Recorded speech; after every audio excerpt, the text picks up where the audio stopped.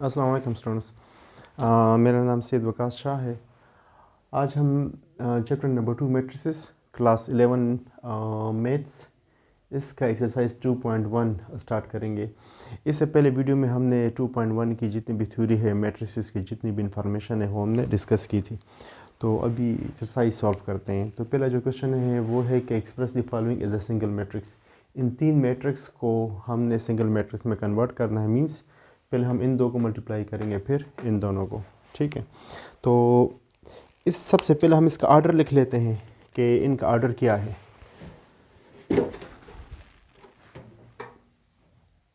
Solution, इसका जो order है स्टूडेंट्स वो है 1/3, इसका है 3/3 और इसका है 3/1। तो यहाँ पे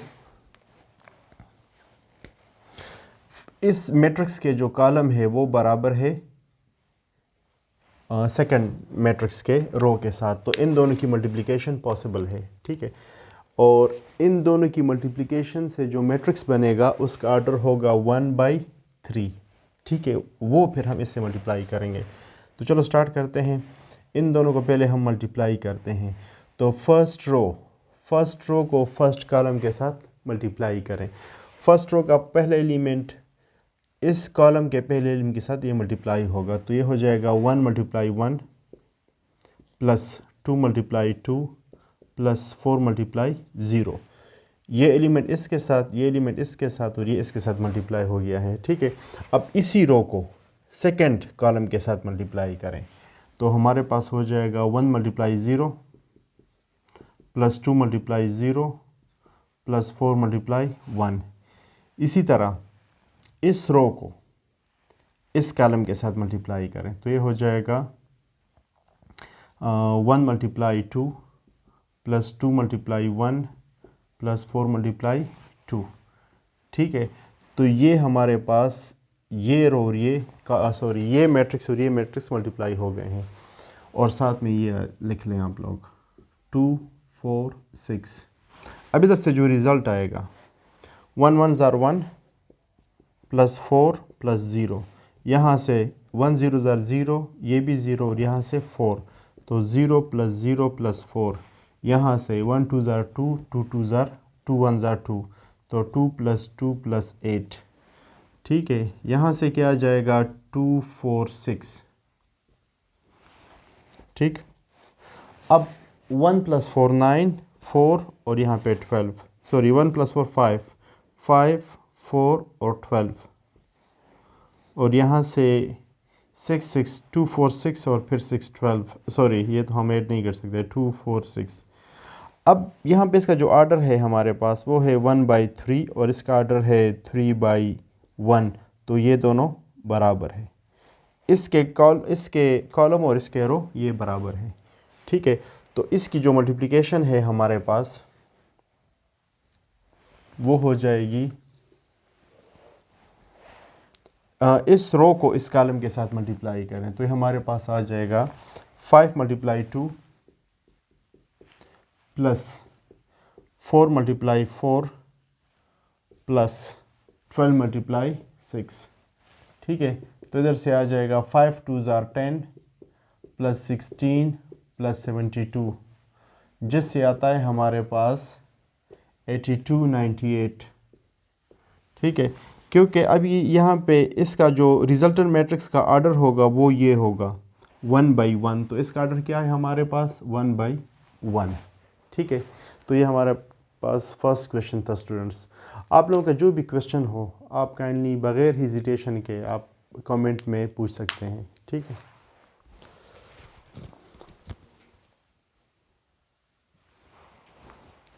क्वेश्चन नंबर 2 काफ़ी आसान है, जिसमें सिर्फ स्केलर मल्टीप्लिकेशन है। कोई भी नंबर आप मैट्रिक्स के साथ मल्टीप्लाई कर लें और फिर उसे सॉल्व करें, वो काफ़ी इजी है, तो इसलिए मैंने वो स्किप कर दिया है। क्वेश्चन 3 में कहते हैं कि अगर हमारे पास ये तीन मैट्रिक्सेस हैं और आपने फिर ये प्रूफ करना है कि ए बी का multiplication into C is equal to B C का मल्टीप्लिकेशन विद ए मल्टीप्लिकेशन, तो ये हमारे पास बराबर होगा। और इसका नाम क्या है इस प्रॉपर्टी के? इसे हम कहते हैं associative property of matrix multiplication.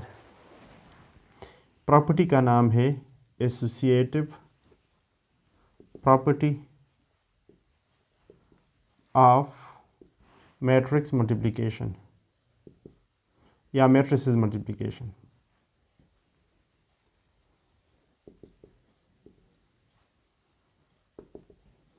ठीक है, तो ये प्रॉपर्टी का नाम है।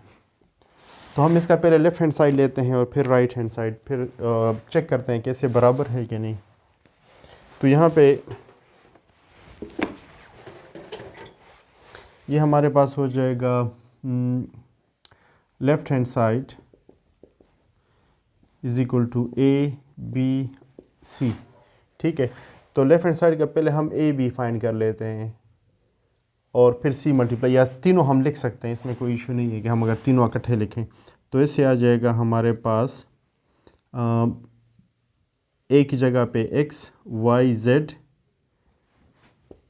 और फिर बी की जगह पे A H F H B F और जी एफ सी।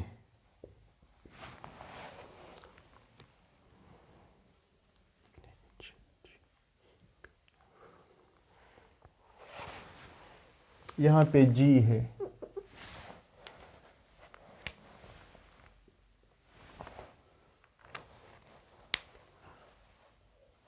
ये जी है स्टूडेंट्स, और ये पहले हमने सॉल्व करना है, ब्रैकेट में है और सी इसके साथ है एक्स वाई जेड। ठीक है, तो पहले इन दोनों को आप मल्टीप्लाई करें रो को कॉलम के साथ, तो ये हो जाएगा ए एक्स या एक्स ए एक्स प्लस ये रो इस कॉलम के साथ मल्टीप्लाई होगा तो h y plus g z. ठीक है, ये हमारे पास first row into first column का रिजल्ट आ गया। अब first row into second column से हमारे पास आ जाएगा H x plus B y plus f z. ये हमारे पास जो है फर्स्ट रो और सेकंड कॉलम का रिज़ल्ट है। अब फर्स्ट रो थर्ड कॉलम का रिज़ल्ट हमारे पास, इसका मल्टीप्लिकेशन हो जाएगा g x plus F y plus c z. ठीक है, और साथ में ये एक्स वाई जेड। अच्छा, तो क्योंकि इसका आर्डर हमारे पास था 1/3 और इसका आर्डर है 3/3, तो इसका जो यहाँ पे कॉलम और रो बराबर है और इसका इनकी मल्टीप्लिकेशन से जो मैट्रिक्स बनेगा वो है 1/3। ठीक है, तो ये है 1/3। इसमें और कुछ नहीं हो सकता, ये इसकी सिंपलेस्ट फॉर्म है, क्योंकि ये वेरिएबल चेंज है तो ऐड नहीं हो सकते। अब हमने इनको इसके साथ मल्टीप्लाई करना है, तो यहाँ इसका जो आर्डर है 1/3 और यहाँ है 3/1, तो इसका जो रिज़ल्ट है वो हमारे पास 1/1 बनेगा। अब इस कॉलम को इसके साथ मल्टीप्लाई करें तो ये हो जाएगा a x square plus h y square. जब हम इस x को हम तीनों के साथ मल्टीप्लाई करेंगे, फिर y को इन तीनों के साथ, क्योंकि ये एक टर्म है, ये टर्म x के साथ मल्टीप्लाई होगा, फिर ये टर्म y के साथ, फिर ये टर्म z के साथ, क्योंकि ये तीनों जो है ना, ये हमारे पास एक टर्म है, ये दूसरा टर्म और ये तीसरा टर्म। ठीक है, तो यहाँ पे x तीनों के साथ मल्टीप्लाई होगा, जिससे हमारे पास आ जाएगा a x square plus h x Y plus g x z. अब y तीनों के साथ मल्टीप्लाई होगा तो ये हो जाएगा H x Y plus B Y square plus F Y Z. फिर ये इनके साथ मल्टीप्लाई होगा तो ये हो जाएगा g x z plus F Y z plus c z square. ठीक है, तो और सॉरी, इनके दरमियान जो है ना ये एडिशन का साइन भी है, क्योंकि ये एक रो जब इस कॉलम के साथ मल्टीप्लाई होगा तो एक ही टर्म आएगा, तो हमारे पास ये एक टर्म है। अब इसमें चेक कर सकते हैं कि इसमें से कौन सा ऐड हो सकता है। ए एक्स स्क्वायर, अब एक्स स्क्वायर जो है हमारे पास और कोई नहीं है, एक्स वाई हमारे पास ये है, तो एच एक्स वाई ये ऐड हो सकते हैं, तो 2h एक्स वाई हो जाएगा ये हमारे पास। यहाँ पे लिख लेते हैं। तो ये और ये एक्स वाई जो टर्म है ये ऐड हो सकते हैं, तो हमारे पास हो जाएगा a x square plus 2hxy। अच्छा, एक्स जेड वाले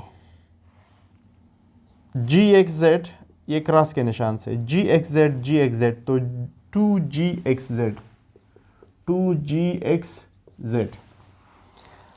अच्छा, अब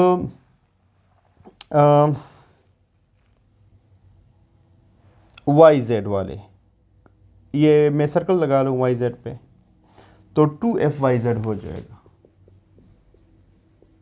ठीक है, और ये जेड स्क्वायर और वाई स्क्वायर वाले टर्म रह जाएंगे। ठीक है, ये जो टर्म है ना, ये टर्म और ये रह जाएंगे। तो ए एक्स स्क्वायर लिख लिया है, और इसके बाद है बी वाई स्क्वायर और c z square, b Y square plus c z square. तो बेसिकली स्टूडेंट्स, ये जो हमारे पास मैट्रिक्स है ये है 1/1, क्योंकि इसमें एक रो एक ही कॉलम है। ठीक है, ये पूरा जो है, ये पूरा जो टर्म है ये एक ही है, मतलब इसमें ये नहीं है कि इसमें 2 कॉलम या 2 रो, इस तरह की बात नहीं, ये एक ही है। ठीक है, तो आप लोगों का अगर कोई क्वेश्चन हो तो आप लोग काइंडली कमेंट में पूछ सकते हैं।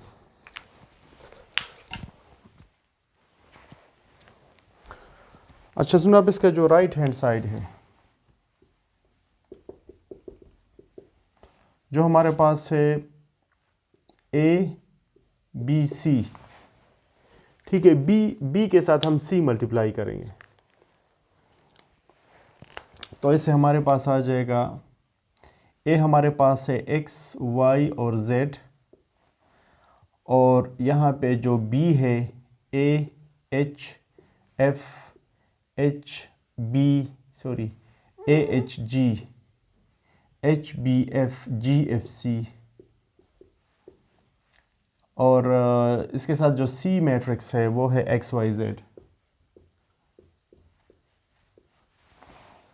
ठीक है, तो यहाँ पे इन दोनों को पहले मल्टीप्लाई करें, फिर साथ में ये मल्टीप्लाई कर दे, तो ये एक्स वाई जेड अपनी जगह पे आ जाएगा, और यहाँ से हमारे पास ये रो इस कॉलम के साथ मल्टीप्लाई होगा, तो ये हो जाएगा a x plus h y plus g z, फिर ये रो इस कॉलम के साथ, तो h y plus B y sorry h x plus B y plus f z, फिर जी एक्स या g x plus F y plus c z. ठीक है, अब इन दोनों को आप मल्टीप्लाई करें, तो इससे एक ही टर्म बनेगा। ये रो जब इस कॉलम के साथ मल्टीप्लाई होगा तो इससे एक ही टर्म बनेगा, क्योंकि ये एक रो और एक कॉलम है। तो ये आ जाएगा हमारे पास a x square plus h y square plus g z square plus sorry यहाँ पे थोड़ी सी गलती कर ली है, इस x को पूरे टर्म के साथ मल्टीप्लाई करेंगे,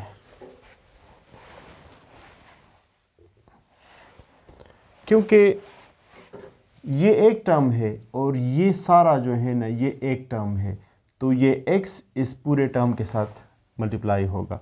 तो a x square plus h x Y plus g x z, फिर y जो है ना ये इस टर्म के साथ मल्टीप्लाई होगा, इन सब के साथ, तो ये हो जाएगा हमारे पास h x Y plus B Y square plus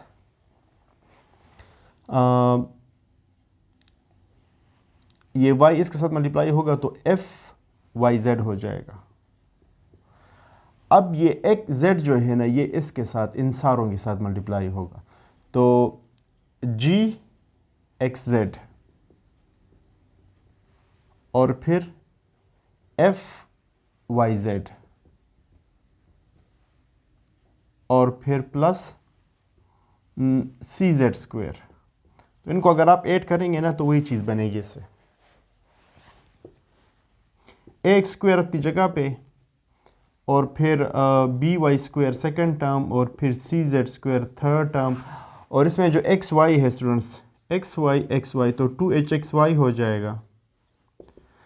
फिर जो z वाला टर्म है g(x,z) तो 2g(x,z) हो जाएगा। और फिर जो आखिरी टर्म रहता है yz वाला तो वो 2f(yz) हो जाएगा, जो बराबर है, अभी लेफ़्ट हैंड साइड और राइट हैंड साइड ये बराबर है हमारे पास, क्योंकि सेम है ना, ये और ये हमारे पास सेम है।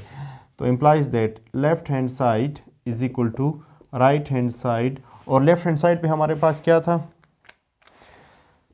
ए B C is equal to A B C.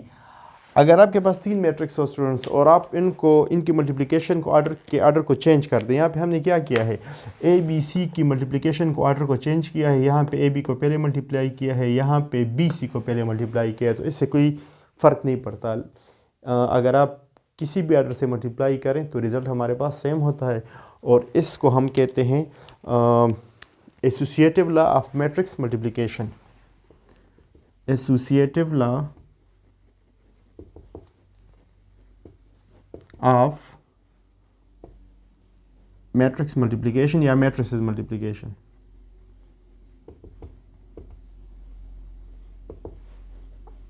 ठीक है स्टूडेंट्स।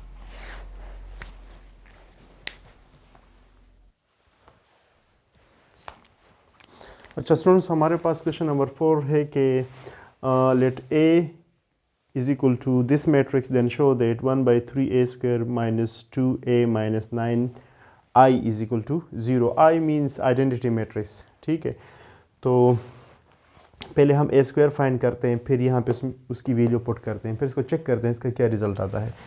तो हम पहले a स्क्वायर फाइंड करते हैं। ठीक है, तो a square is equal to a multiply a हो जाएगा। ठीक है, तो ये 1 4 4 4 1 4 4 4 1। ठीक है, a square means a multiply a, तो ये हो जाएगा 1 4 4 4 1 4 4 4 1। अब इनको मल्टीप्लाई करें फर्स्ट रो को फर्स्ट कॉलम के साथ, तो ये 1 हो जाएगा, 1 1 ज़ार 1 4 4 16 और फिर 4 4 16। फिर इस रो को इस कॉलम के साथ 1 4 ज़ार 4 प्लस 4 1 ज़ार 4 प्लस 4 4 16। ठीक है, फिर इस रो को इस कॉलम के साथ 1 4 ज़ार 4 4 4 16 और 4 1 ज़ार 4। फिर इस रो को इस कॉलम के साथ 4 1 ज़ार 4 4 1 ज़ार 4 4 4 16। इस रो को इस कॉलम के साथ 4 4 16 1 1 ज़ार 1 4 4 16। फिर इस रो को इस कॉलम के साथ, तो 4 4 16 4 1 ज़ार 4 4 1 ज़ार 4। लास्ट रो फर्स्ट कॉलम, तो ये आ जाएगा 4 1 ज़ार 4 4 4 16 और 4 1 ज़ार 4।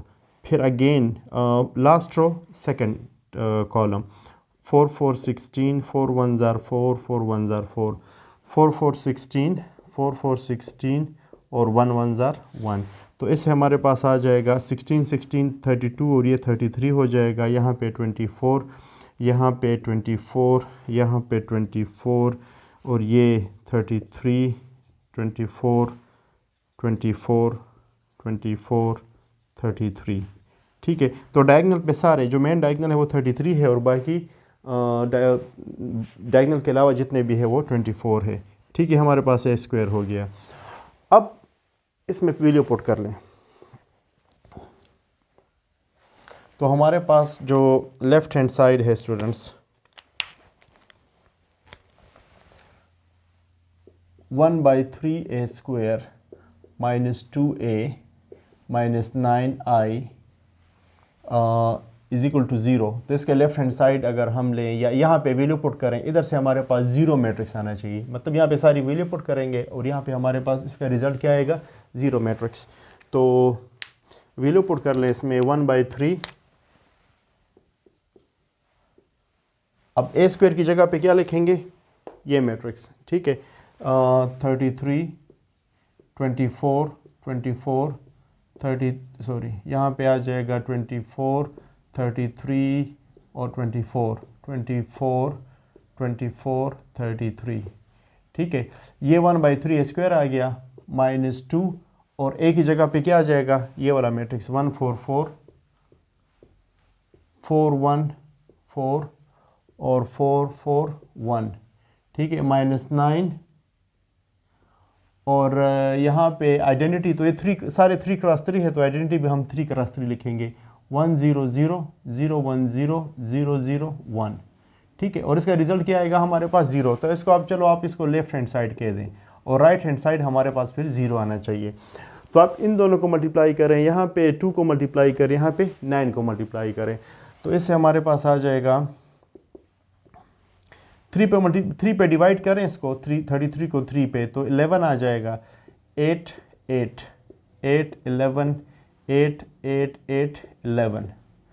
2 के साथ मल्टीप्लाई करें तो ये 2 8 8 8 2 8 8 8 2, ठीक है। और 9 के साथ करें तो ये 9 0 0 0 9 0 0 0 9, ठीक है। अब इनको सब्ट्रैक्ट करें 11, या इन दोनों को पहले सॉल्व कर लें। 11 से 2 गया तो 9, 8 से 8 0, 8 से 8 0, 8 से 8 0, 11 से 2 9, 8 से 8 0 0 0 9। और यहाँ पे हमारे पास क्या है 9 0 0 0 9 0 0 0 9। अब आप कोरिस्पॉन्डिंगली सब्ट्रैक्ट करें, मीन्स आप A11 को A11 से A22 से A22 को इस तरह सब्ट्रैक्ट करें 0 0 0, क्योंकि 9 ये जो मेन डायगोनल है यहाँ पे वो 9 है, यहाँ भी मेन डायगोनल 9 है और हम कोरिस्पॉन्डिंगली सब्ट्रैक्ट कर रहे हैं, ठीक है। तो इससे हमारे पास क्या आ जाएगा 0 - 0 से 0 0, 9 - 9 से 0, 9 - 9 से 0, तो ये सारा मैट्रिक्स 0 हो जाएगा। और ये किसके बराबर है 0 मैट्रिक्स के, ठीक है। तो ये हमारे पास is equal to right hand side, hence proved, ठीक है स्टूडेंट्स।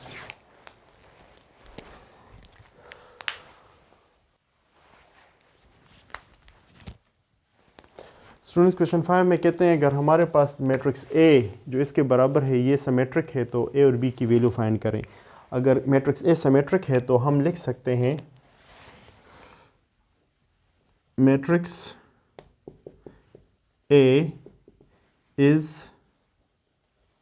सिमेट्रिक, तो हम लिख सकते हैं a transpose is equal to a. तो हम पहले इसका ट्रांसपोज ले लेते हैं, a transpose is equal to ये जो मैट्रिक्स है 0 2b -2 3 1 3 3a 3 -1, इसका भी ट्रांसपोज। तो इसका ट्रांसपोज किसके बराबर हो जाएगा, रो कॉलम में कन्वर्ट हो जाएगा। 0 ये जो फर्स्ट रो है उसे फर्स्ट कॉलम बन जाएगा 0 2b -2 3 1 3, यहाँ से 3a 3 एंड -1, ठीक है। ये हमारे पास आ जाएगा ये वाला मैट्रिक्स। और इसमें ये कहा गया है कि ए ट्रांसपोज और ए बराबर है, तो इसका मतलब ये है कि ये जो मैट्रिक्स है ए ये इसके बराबर होगा, ठीक है। तो इसमें आप वैल्यू पुट कर लें, A transpose equal to A transpose हमने फाइंड कर लिया। Now since A is equal to A transpose, तो ए हमारे पास कौन सा मैट्रिक्स है, ये वाला, तो ये आ जाएगा हमारे पास 0 2b -2 3 1 3 3a 3 -1 is equal to a की जगह पे ये मैट्रिक्स लिख दिया और ए ट्रांसपोज की जगह पे क्या लिखेंगे, ये वाला, तो ये हो जाएगा 0 3 3a 2b 1 3 -2 3 -1, ठीक है स्टूडेंट्स। मतलब ये है क्योंकि ए सिमेट्रिक मैट्रिक्स है तो इसका ट्रांसपोज ए के बराबर हो गया। अब ए की जगह पे ए मैट्रिक्स, ए ट्रांसपोज की जगह पे ए ट्रांसपोज वाला मैट्रिक्स, और दोनों मैट्रिक्स बराबर है तो हम यहाँ पे लिख सकते, यहाँ पे अगर दो मैट्रिक्स इक्वल है तो इसका मतलब ये है कि उनका ऑर्डर भी सेम होगा और उनका जो कोरस्पॉन्डिंग एलिमेंट्स है वो भी सेम होंगे। तो जो वेरिएबल वाले एलिमेंट्स हैं ये एलिमेंट किसके बराबर होगा, इसके, means A12 is equal to A12, तो इम्प्लाइज दैट, या आप यहाँ पे लिख लें comparing the corresponding elements excuse me, comparing the corresponding elements, तो हमारे पास आ जाएगा इधर से 2b इज़ इक्वल टू 3 और a is equal to 3a is equal to -2, तो b हमारे पास हो जाएगा 3/2 और a हमारे पास हो जाएगा -2/3। तो ये हमारे पास a और b की वैल्यू आ गई है।